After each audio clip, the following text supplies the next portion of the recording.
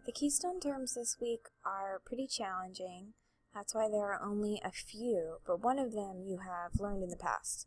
So the first word this week is cultural significance, which means exactly what it sounds like, the significance within a given culture. So this has to be a work that, for whatever reason, is culturally represented in the literary work.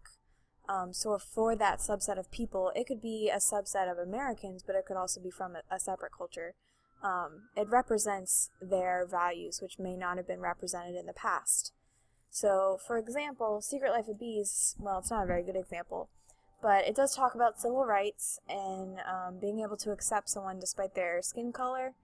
So that could be culturally significant for African Americans. More famous examples or better examples would be like Martin Luther King Jr.'s I Have a Dream speech is culturally significant for African Americans in a more famous way. Alright, universal significance. So cultural you see is specific to a culture. Universal significance is the generally accepted value of a work to represent all of human experiences. And this is a theme.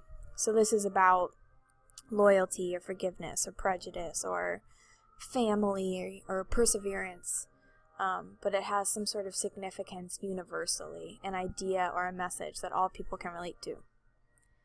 A universal character, this is also known as an archetype, if you've learned that in the past. This is a type of character that has been used over and over and over again in so many stories and movies. So the examples there on the Keystone term page are like a hero. So there's a hero character in a lot of different kinds of works. Like you can look at Star Wars or, King Arthur or pretty much any famous story and there's a hero in it. Versus the villain, I mean, you know all of these things. The wise old woman, the wise old man character, those are universal. The next one is satire. This is a literary approach that examines or ridicules human vice or weakness. What this means is that it makes fun of something in humanity or in a society. So if you saw Bye Bye Birdie last year, that was a satire of the 1950s. So it was ridiculing American society at that time, how obsessed everyone was with Elvis. So a satire is an entire work that surrounds itself by ridiculing some kind of a weakness in humans. And then the last one, an allegory, also is a whole type of work, an entire story, an entire work that is an extended metaphor. So you know a metaphor is a comparison without using like or as.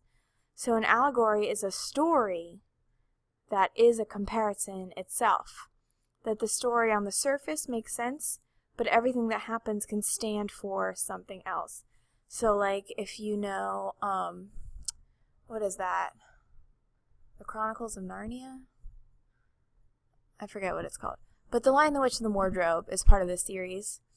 And people have said that that work is an allegory because they have the wise men and women in the story and then the Christ-like figure who sacrifices himself to save all of humanity. So they say it's an allegory for Jesus Christ, for his sacrifice for mankind. So a biblical allegory.